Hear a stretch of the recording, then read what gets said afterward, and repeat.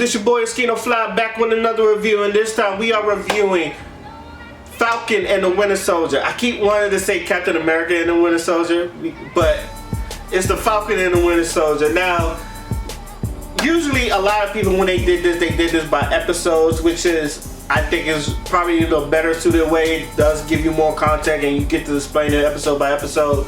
I'd rather just like binge it, like since I binge watch a lot of stuff, I just binge it all at once and just tell you how I feel about it. Captain America is one of my favorite Marvel heroes, like Steve Rogers wise. I knew that, you know, Falcon does take the mantle of Captain America, but I also knew that he didn't want it at first and he just wanted to be his own. So Captain America, as far as a superhero, he's one of my favorite superheroes. I like what he stands for and all that other stuff. Even if he is a blonde-haired, blue-eyed white boy, I've always said Cap was one of my favorite superheroes. Like anytime when I play Marvel vs. Capcom, like I play Captain America. Like that's how much I like Captain America and all that other stuff. Except in Marvel vs. Capcom 2. I like him in Marvel vs. Capcom 2, but he's not my main in Captain. But Marvel 3 and Marvel vs. Capcom Infinite, yes, I do play Captain America. What do I think about this show? This is one of those, to me, this is the reason why Marvel is where it's at when it comes to cinematography and when it comes to making a story. First things first, I'm glad that, you know, they're at least going to the comic book for some of these references and not really making their own stupid story where it's just out of nowhere. Now, don't get me wrong, I feel like they can make their own story, like for movie wise, but the fact that this is more or less following on like the shit that happened after Steve Rogers, like the whole US agent thing, and like Sam taking the mantle as Captain America, like I love that story. Like I fucks with the story hard, and like this, like the premise of that is really hard. So you like as the story wise, it is very good, and these characters bring it all to life, especially. And I'm gonna go through this by characters. So the first person I'm gonna start with is Sam, aka Anthony Mackie. He kept me interested. Like I like the fact that, you know, he had a reason. To me, like my theory going in this was, is the world really ready for a black Captain America? I know Miles Morales was a black Spider-Man, but even then it took people to get used to it, and that's in real life. I know black people love Miles Morales, but as far as, you know, Captain America, I think a lot of people is not used to anybody else that's not Steve Rogers in there. So with that being said, it does, like I would say, art imitates life.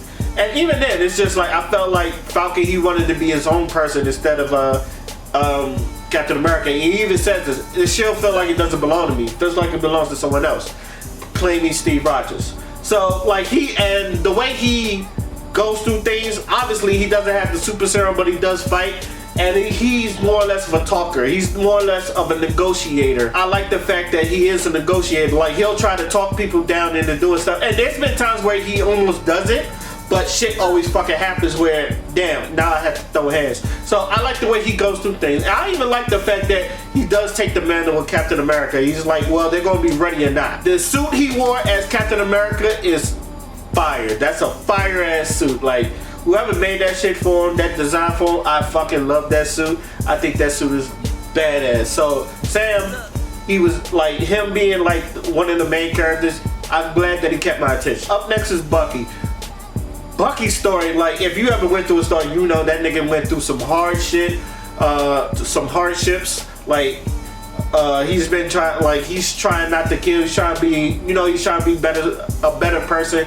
But like you could tell, like his past still kind of haunts him as the Winter Soldier and all that other stuff. And like he's getting the help from the Dora Milaje, and you see like some of the Wakanda stuff and all that other stuff.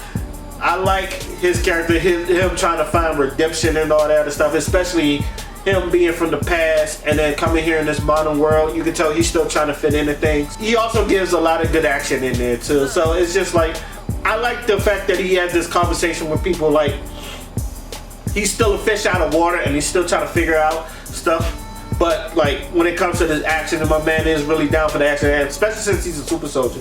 And I love the like him and Sam. I love the like buddy cop the buddy cop vibe that they had together. Like we're not cool, but the only reason we're like even this close because of Steve Rogers and all that other stuff. Now later they do become friends and all that other stuff, and I think it was natural how they did that.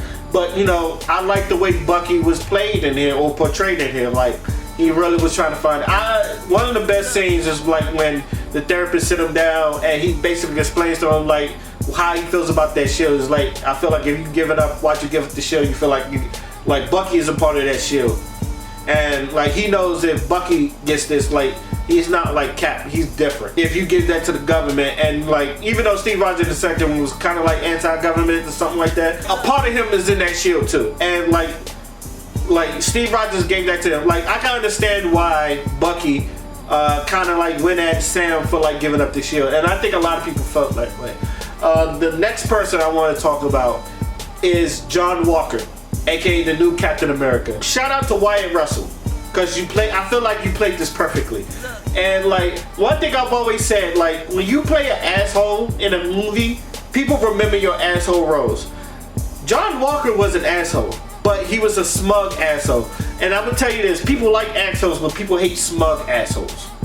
And it's just like, and it's not even his fault that he's a smug asshole, but he took that job serious. And he took that job, to me, as Captain America, he took that job serious. He was trying to be him, the way he wanted to be Captain America. But he also, I felt like they set him up bad. He was never supposed to be like, even if he was the nicest person, I don't think he was ever going to be like the way he was portrayed. Cause every time he went in, he's like, he introduced himself, he's like, I'm Captain America. Everybody looked at him like, no you not.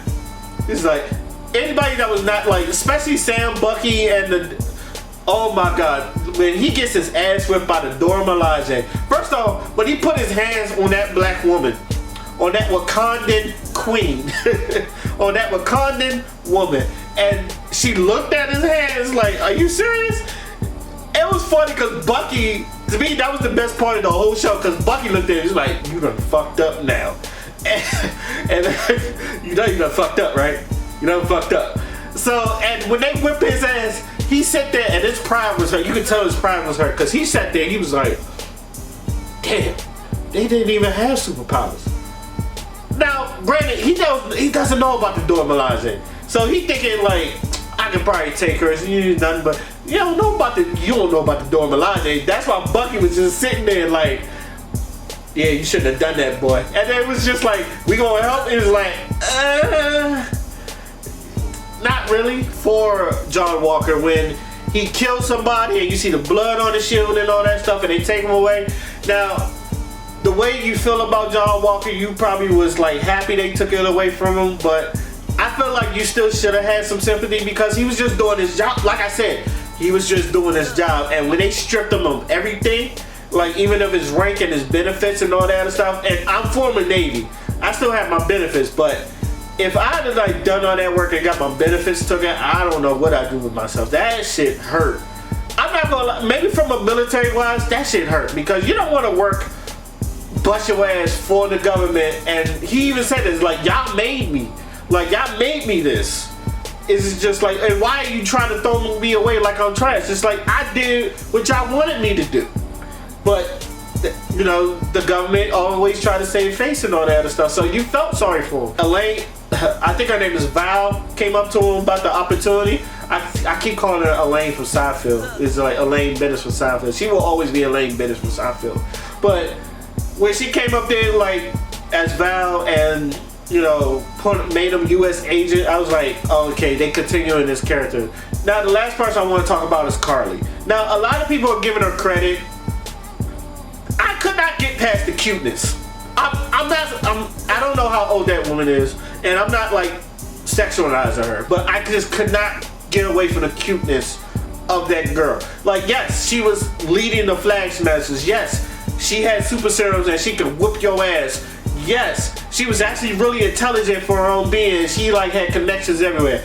I could not get past the cuteness. It's like every time I saw her, I go, oh. And then like every time she put a mask on, I was like, oh, she about to fight. It's like I shouldn't. And to me, it's not the fact that she was a woman, and it's not even the fact that because I know a lot of badass female villains that like in WandaVision, like Agatha. Agatha to me was badass, but to me Carly was I just could not get past the adorableness. Like, yeah, she did her thing and she was kicking her ass, and even to a point where like what she was doing was like really catastrophic and really like you could tell like if anybody else had done it, you'd be like, damn, that's a badass villain. I'm giving her the credit, but I just could not get past the cuteness and the freckles on her face and the redhead and all that other stuff. Again, I'm not sexualizing this woman, but it was just hard for me to get past that. And every time I saw her, I'm like, oh, she's being a bag. That's me, and that's my problem. Like, if you think she did a good job, I'm not gonna debate you on that. But to me, that was the thing that kept me from saying, damn, that's a badass. I just could not get past the cuteness. Overall, Marvel, did your thing, and the Captain America and the Winter Soldier, whenever they make that, I'm looking forward to that. Anthony Mackie, he proves that he is one of the more respected actors in our time, superhero or not. Superhero movies are, I feel like one of these days superhero movies are gonna be winning Oscars for like best actor. It may not be this movie because people still look at action movies like the way they are, but I do feel like the writing in here was really good. Like, there's some loopholes in here that I can nitpick at, but at the same time, didn't really bother me much. I got what I wanted out of this. I wanted to be action packed. I wanted to be, with a little talking, with a little action packed, with and it meshed together. A little bit of funny while being serious at the same time. I thought that was great. And like, it's not over the top, but it does hit all its points to me. Like, especially like the blood on the shield and all that other stuff. I did feel like it did with it take some steps into it. So kudos to Falcon and the Winter Soldier. I think Loki is up next. Thor's not one of my biggest genres and all that stuff, but I am looking forward to Loki, see how they doing this. WandaVision, I had a review on WandaVision, but I kind of scrapped it because I didn't like the way it came out. But I did like WandaVision. If you'd have said which one to me was better, this or WandaVision, now WandaVision was great itself, but I think this was more of what I wanted from Falcon and the Winter Soldier. So in my opinion, this is a better. But if you said WandaVision was better, and don't get me wrong, WandaVision was creative as fuck. I will say that, because I got what I wanted from Falcon and the Winter Soldier. To me, this was better. But let me know what y'all think. How did y'all feel about the whole series? Do y'all feel like Disney should keep this episodic thing, or do you think they should go back to movies? Because I'm not gonna lie, like, doing this shit is gonna be hard for them to go back to movies and doing what they're supposed to do in these movies. But let me know what y'all think. Tune in. My name is Oscino Fly, and I'm out. Peace. Fancy ass man wear glove of rings, flying around town in a tub of wings. Found out how to make love to fiends. He mixing that fudge with the drug of dreams. She too teenage to have a drug of choice, but she fuck with that Royce like she love Detroit. She roll. Pharaoh.